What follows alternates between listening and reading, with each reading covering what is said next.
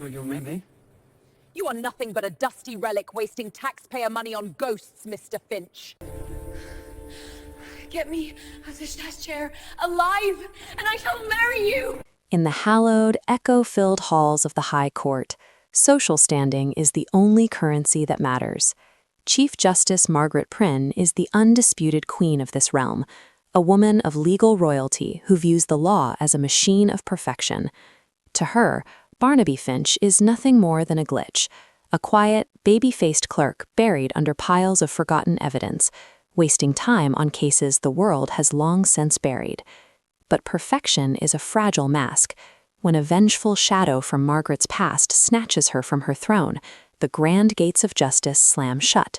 The sirens and the task forces are too slow, blinded by their own bureaucracy.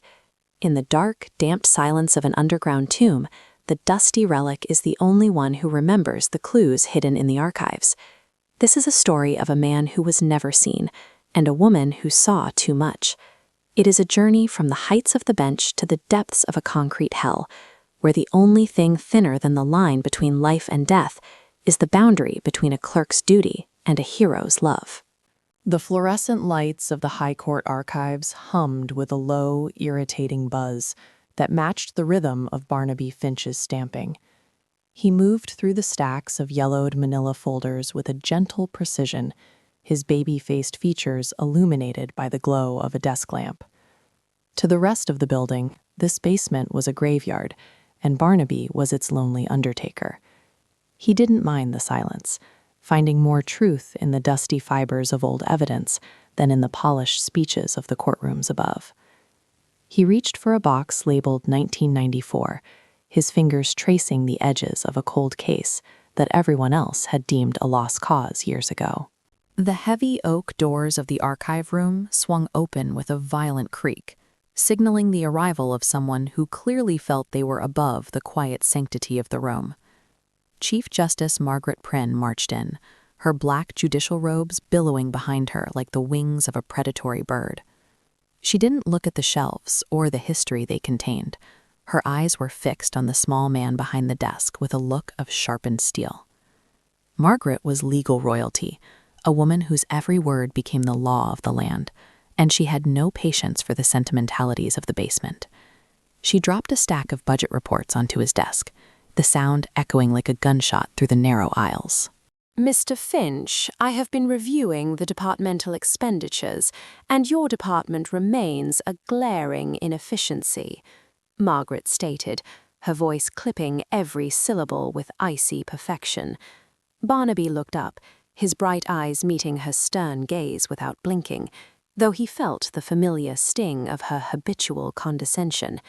He tried to explain that the evidence he was cataloging could lead to a breakthrough in the Vaduva crime family files, but she cut him off with a dismissive wave of her hand.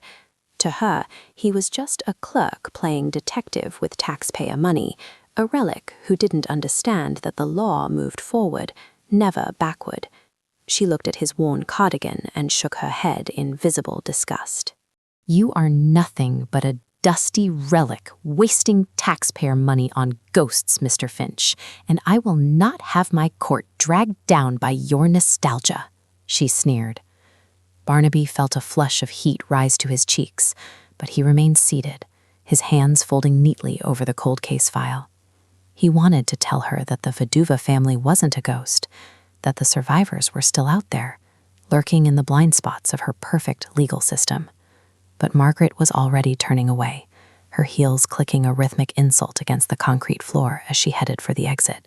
She didn't see the warning in his eyes, only the lowly clerk she believed was beneath her notice. The evening sun was setting over the city as Margaret stepped into her waiting town car, her mind already on the next day's high-profile sentencing.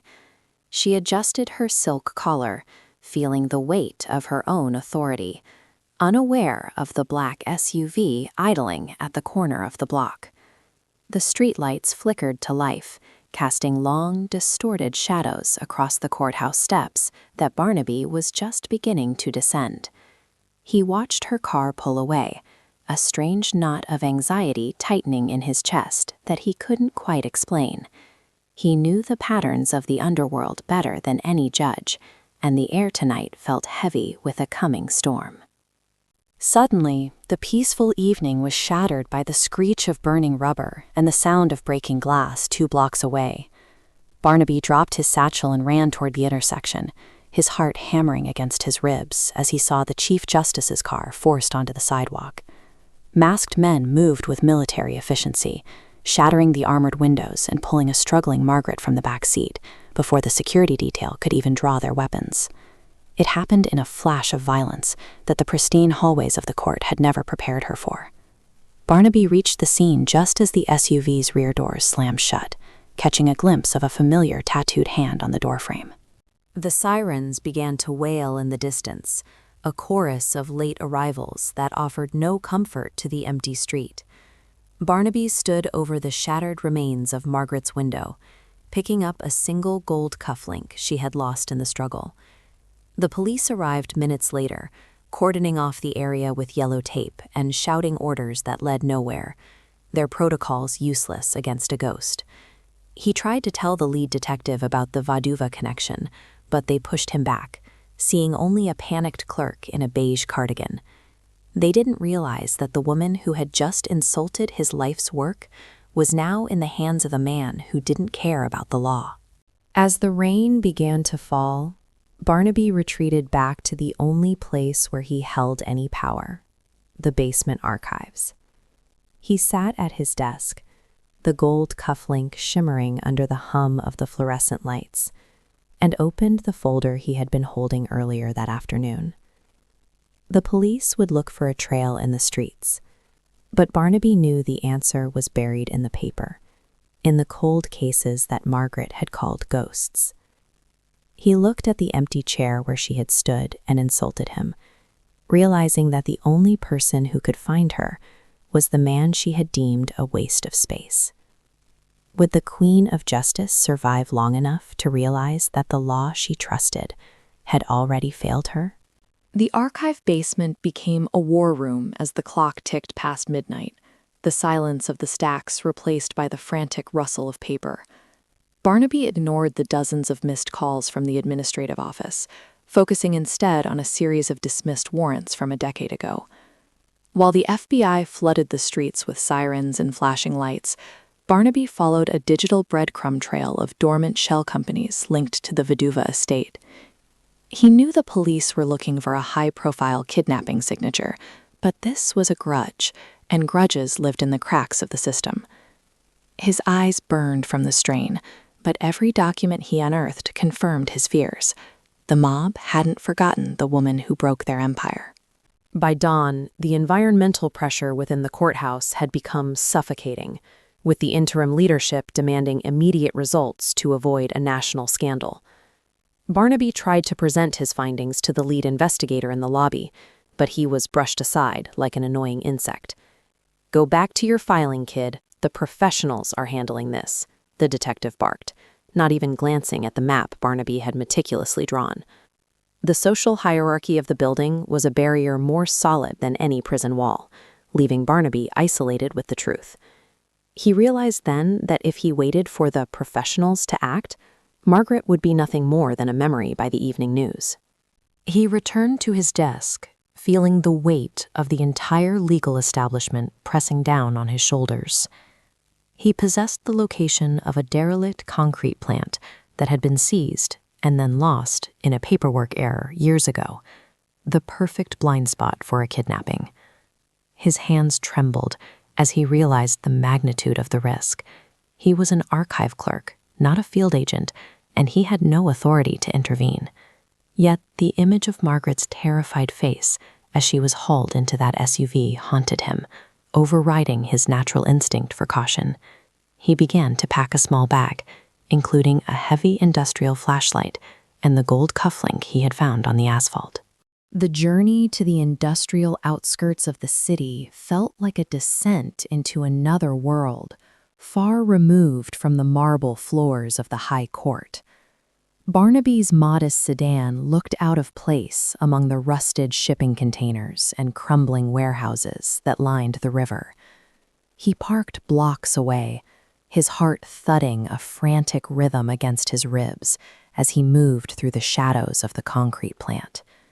The air smelled of damp earth and stale exhaust, a sensory assault that made his stomach churn with nerves. He watched from behind a stack of rusted rebar as two armed men in tactical gear paced the perimeter of a reinforced bunker. Inside the bunker, the atmosphere was thick with the scent of ozone and the cold sweat of a woman who had realized her power ended at the courtroom door. Margaret sat bound to a heavy wooden chair, a high-definition camera positioned directly in front of her like a silent executioner. Victor Vaduva, the son of the man she had sentenced to life without parole, paced around her with a predatory grin. He taunted her with the helplessness of her situation, mocking the majesty of the law that was currently failing to find her. Margaret kept her head high, but her eyes betrayed a growing, soul-crushing despair as she looked at the digital clock counting down to the live stream. Barnaby circled the perimeter, looking for a way in that didn't involve a direct confrontation he knew he would lose. He found a ventilation shaft near the rear of the structure, its grate rusted and partially detached from the concrete wall. As he worked to loosen the remaining bolts, he heard the muffled sound of Victor's voice echoing through the pipes, chilling him to the bone. The pressure to act was no longer just professional. It was a desperate, visceral need to protect a woman who had never given him a kind word. He managed to slide the grate free, the metal screeching softly, a sound he hoped was masked by the generators. The interior of the ventilation duct was narrow and choked with decades of soot, forcing Barnaby to crawl on his stomach. Every inch forward felt like a betrayal of his quiet, orderly life in the archives, but he pushed through, driven by the echoes of Margaret's defiant but trembling voice. He reached a slotted opening that looked down into the main chamber, seeing the Chief Justice of the United States looking small and fragile in the center of the room. The sight of her disheveled hair and the ropes biting into her skin ignited a spark of protective fury he didn't know he possessed. He was no longer just a clerk. He was the only witness to a crime that the world was currently blind to. The paragraph of his life was being rewritten in real time as he peered through the vent, watching Victor check the lighting for the broadcast. The mop boss pulled a jagged knife from his belt and ran it along the edge of the chair, laughing at the way Margaret flinched. Barnaby knew his window for a rescue was closing rapidly, and the police were still miles away, searching the wrong side of the city. He reached into his pocket and gripped the gold cufflink, a small piece of the world she belonged to, and prepared to drop into the lion's den. Would his knowledge of the past be enough to secure a future for the woman who had dismissed him as a ghost? The air in the bunker grew colder as the digital clock on the wall pulsed with a rhythmic crimson glow, marking the minutes until the broadcast. Margaret Prim stared at the camera lens, seeing her own reflection, a woman who had spent her life defining others by their crimes, now reduced to a victim. Her wrists were raw and bleeding, where the coarse hemp rope sawed against her skin with every desperate breath. For the first time in her career, the sprawling network of federal agents, marshals, and police felt like a fairy tale told to comfort the naive. The legal system she had treated as an infallible god was silent, leaving her alone in the dark with the ghosts of her own judgments.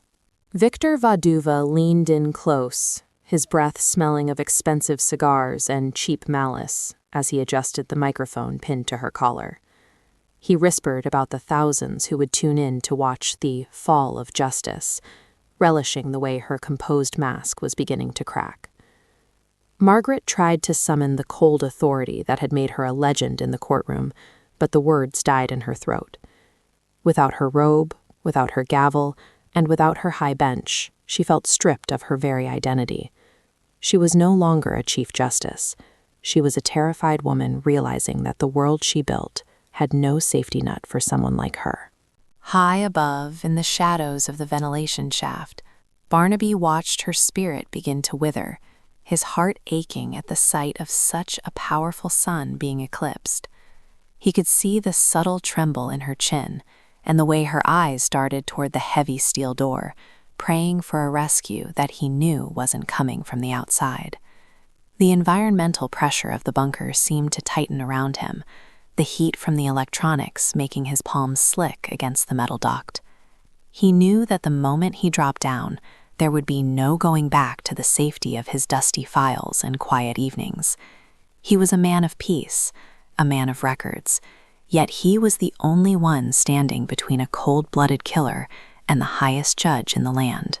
The social pressure Margaret had spent years cultivating, the need to be perfect, the need to be untouched by the common fray, was now her greatest burden. She realized with a bitter irony that the man she had called a dusty relic was likely the only person who had even noticed the small, vital details of her disappearance. She thought of the way she had looked down her nose at his beige cardigan and his quiet, unassuming diligence. In the face of death, her pride felt like a heavy stone around her neck, dragging her deeper into the abyss. She closed her eyes, and for a fleeting second, she pictured Barnaby's bright, patient eyes, wondering if he was the last person to see her as a human being, rather than a symbol. Victor suddenly grabbed her chin, forcing her to look into the camera, as the on-air light flickered to life in a standby mode. "Say goodbye to your kingdom, Margaret," he sneered, his hand tightening until she winced in pain. The humiliation of being handled like property by a common thug was a sharper blade than any physical wound. She looked at the door one last time, her hope finally extinguishing like a guttering candle in a gale. The silence of the bunker was deafening, a vacuum where the rule of law was replaced by the rule of the blade. She felt a tear finally escape her lid, tracing a path through the grime on her cheek, marking her total surrender to despair. Suddenly, a heavy thud echoed from the rear of the room, followed by the clatter of a metal grate hitting the concrete floor. Victor spun around, his hand flying to the holster at his hip, his eyes wide with confusion at the unexpected intrusion. From the darkness of the storage alcove, a figure emerged, covered in soot and dust, but standing with a surprising, quiet ferocity. It was Barnaby, looking small in the cavernous space, but holding his ground with a steady gaze that didn't waver even as the mob boss laughed. Margaret gasped, her breath catching in her throat, as she recognized the useless clerk who had somehow found his way into the heart of the nightmare. "Mr. Finch," Margaret whispered, the name sounding like a prayer she hadn't realized she knew. Barnaby didn't look at her yet. His focus was entirely on Victor, his hands held out to show he was unarmed, though his fingers twitched with hidden intent. Victor stepped toward him, mocking the little mouse who had crawled into the trap. But Barnaby didn't flinch or retreat. The air in the room shifted, the power dynamic warping as the clerk's presence challenged the kidnapper's absolute control. For Margaret, the sight of Barnaby was a shock to her system, a sudden, jarring reminder that loyalty often lives where status does not. Victor laughed, a harsh, grating sound that filled the bunker, as he pointed his weapon at Barnaby's chest. "You came all this way to die with her, Clerk? That's not in your job description," Victor taunted, stepping closer to deliver a crushing blow. Barnaby stood his ground, his eyes darting to the ropes binding Margaret, calculating the seconds he had before the broadcast went live. The woman who had once treated him as a waste of space now looked at him with a desperate, burgeoning hope that terrified her. As the mob boss prepared to strike, the silence of the bunker was pregnant with a question: can a man of archives survive the violence of the present? Barnaby stood amidst the swirling dust of the bunker, his oversized lawyer suit hanging off his frame, a disguise he had donned to pass through the outer checkpoints of the industrial park. Victor's laughter died down, replaced by a suspicious glare as Barnaby held up a counterfeit legal briefcase, claiming he was a messenger for the Vaduva family's incarcerated patriarch. The social mask Barnaby wore was perfect, his voice steady and devoid of the stutter Margaret expected from a basement clerk. Margaret watched him, her eyes wide with a mixture of terror and dawning respect. She saw not the relic she had insulted, but a man navigating a den of wolves with nothing but his wits. The environmental pressure of the room was at a breaking point as the red tally light on the camera began to blink, signaling 60 seconds to live transmission. I have the offshore transfer codes your father hidden in the 1994 evidence files, Barnaby lied, his voice echoing with a calculated authority that made Victor pause his finger on the trigger. He moved toward Margaret, his body positioned as a shield between her and the camera, his movements deliberate and calm. The kidnappers grew restless, sensing a shift in the air as Barnaby began to circle the chair, his hands hovering near the briefcase's hidden latch. He wasn't just a Clerk anymore. He was a master of the very records Victor sought to destroy, turning the dusty ghosts of the past into a lifeline. Margaret felt the heat of his presence, a stark contrast to the cold indifference of her captors, and for the first time she truly looked at him. Victor leaned in, his greed finally outweighing his bloodlust, and demanded to see the codes on the screen of the briefcase. As the mob boss stepped into Barnaby's personal space, the Clerk caught Margaret's gaze, his eyes flashing a silent signal that only someone who had spent years reading subtle cues could understand. The desperation in Margaret's soul surged into a final, fierce clarity as she realized the legal system was gone, leaving only this man and his courage. She leaned forward as far as the ropes would allow, her voice cracking with a raw, visceral emotion that bypassed all her judicial training. She knew the exchange was about to turn violent, and her pride shattered completely in the face of his sacrifice. Get me out of this chair alive, and I shall marry you, Margaret whispered, her voice a jagged blade of truth in the concrete silence. Do not let them make a mockery of the law, Barnaby. The use of his first name felt like a thunderclap, a total collapse of the social hierarchy that had once defined their relationship. Barnaby's hand tightened on the handle of his briefcase, his face hardening into a mask of grim determination at her extreme challenge. He wasn't a soldier or a spy, but the promise of her hand and the preservation of her dignity ignited a fire that burned away his fear. He looked at her, nodding once, a silent vow that the law would not die in this basement today. The countdown hit 10 seconds, and the lead kidnapper signaled for the broadcast to begin, his hand reaching for the laptop to initiate the stream. Barnaby didn't wait for the light to turn solid.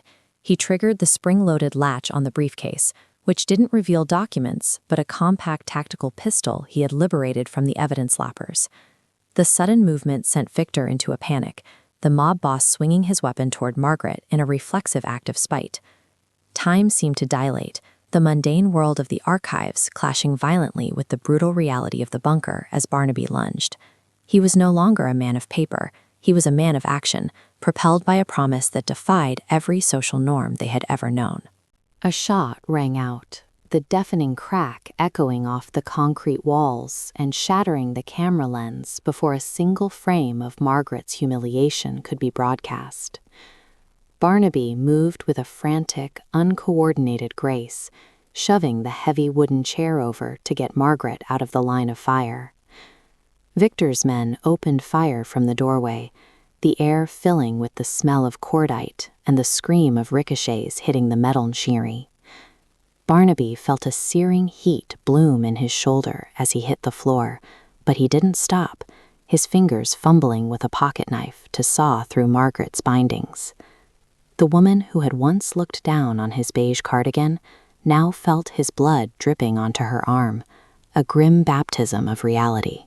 "Stay down, Margaret! Stay behind me!" Barnaby shouted over the roar of the gunfight, his voice no longer that of a clerk, but of a protector. He managed to sever the final rope, and Margaret fell into his arms, her body trembling with a mixture of shock and a sudden, overwhelming surge of adrenaline. The bunker was a chaos of shadows and muzzle flashes, the professionals still miles away, while a librarian fought a war in the dark. Margaret gripped his jacket, her fingers digging into the fabric as she realized the sheer weight of what he was doing for her. He was taking the hits that were meant for the law, absorbing the violence so she wouldn't have to. As Victor scrambled for a backup weapon, Barnaby shoved Margaret toward the narrow entrance of the ventilation alcove. his body acting as a human barrier against the coming storm. The mob boss's face was a mask of fury, his plan falling apart because of a man he hadn't even considered a threat. "You think you're a hero, Clerk," Victor screamed, leveling his gun for a final, lethal shot at the Chief Justice's head. Barnaby didn't hesitate, throwing himself across Margaret's lap as the trigger was pulled, the sound of the impact sickeningly dull against the concrete floor. The question of status was gone, replaced by the heavy, iron scent of a sacrifice that changed everything between them. The final shot from Victor's gun didn't find its mark in Margaret's heart. Instead, it buried itself in Barnaby's back, as he shielded her body with his own. The impact threw him forward, his weight pinning Margaret to the cool concrete, but he didn't let out a single cry of pain.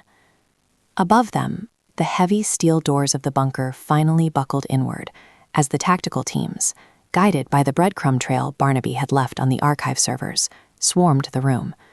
Victor was tackled to the ground before he could fire again, his screams of rage drowned out by the authoritative shouts of the law finally arriving. Margaret lay beneath Barnaby, feeling the rapid, shallow rhythm of his breath and the terrifying warmth of his blood soaking into her blouse. She scrambled out from under him, her hands trembling as she pressed them against the wound in his shoulder, ignoring the cameras and the frantic medics rushing toward them. The Chief Justice, usually the embodiment of stoic composure, was weeping openly as she cradled the clerk's head in her lap. "Stay with me, Barnaby," she pleaded, her voice cracking with a vulnerability that shocked the surrounding officers. He looked up at her, his face pale and covered in soot, but his bright eyes remained fixed on hers with a quiet, triumphant clarity. He had done what the entire federal government could not. He had preserved her dignity and her life, using nothing but the dusty ghosts of his basement office. In the weeks that followed, the hospital wing was a battlefield of social scandal as the elite of the legal world tried to reclaim their queen. Margaret sat by Barnaby's bed every single day, ignoring the stacks of urgent briefs and the whispers of her colleagues, who found her devotion to a clerk unseemly. The environmental pressure of the high society circles was immense, with many expecting her to give the man a medal and a quiet pension before returning to her proper life. But the woman who had faced death in a concrete bunker was not the same woman who had looked down from the high bench. She saw the superficiality of their status, realizing that the only true justice she had ever received came from the man they called a relic. When Barnaby was finally strong enough to stand, the court convened for a special session, but not for a trial or a sentencing. The halls of the High Court were packed with the powerful and the wealthy, all waiting to see how the Chief Justice would handle the embarrassment of her public vow. Margaret entered the courtroom not in her black robes, but in a simple, elegant dress, her long black hair flowing freely instead of in its usual tight bun. She walked past the rows of stunned judges and sat next to Barnaby in the gallery, her hand firmly entwined with his. The silence in the room was absolute, a vacuum created by the total subversion of every unspoken rule of their world. Margaret stood and faced the cameras, her voice echoing with the same iron authority that had once made Barnaby flinch, but now it was filled with a new, profound warmth. She spoke not of the law as a set of cold rules, but of justice as a lived sacrifice, pointing to the man beside her as its truest practitioner. She officially announced her intent to marry Barnaby Finch, challenging anyone in the room to find a legal or moral precedent that could outweigh the debt of a life saved. The insulters and the skeptics fell silent, their judgment withered by the sheer authenticity of her conviction. She was overturning the social norms of an entire century to honor the man who had seen her value when she was at her lowest. Barnaby watched her with a soft smile, his baby-faced features now marked by a thin scar on his temple, a permanent record of his transition from clerk to hero. He didn't need the titles or the accolades of the men in the front rows. He only needed the steady pressure of Margaret's hand in his. He had spent his life protecting the past, but for the first time, he was looking forward to a future that he had earned through blood and bravery. The basement archives would always be a part of him, but he was no longer a ghost in the machine of the law. He was the heart of it, the quiet force that reminded the world that even the lowliest clerk can hold the scales of fate. The ceremony was held in the very courtroom where she had once dismissed him, but the atmosphere was transformed by the scent of fresh lilies and the presence of genuine love. As they stood before the officiant, Margaret looked into Barnaby's eyes and repeated the words she had whispered in the dark of the bunker, but this time they were a celebration, not a plea. She realized that by marrying him, she wasn't lowering herself. She was elevating her life to a level of truth she had never known on the high bench. The union of the Chief Justice and the archive clerk became a legend, a story whispered in the halls of power about the day justice found its soul. As they walked out of the courthouse together, the sunlight hit the marble steps, turning the gray stone into a path of brilliant white. Barnaby paused for a moment, looking back at the basement windows where he had spent so many lonely years among the files. He felt a gentle tug on his arm and turned to see Margaret smiling at him, her eyes bright with a future they would build on their own terms. They descended the steps as equals, leaving behind the rigid hierarchies of the past for a life defined by the sacrifice they had shared. The case of Barnaby Finch and Margaret Prynne was finally closed, and the verdict was a triumph of love over law.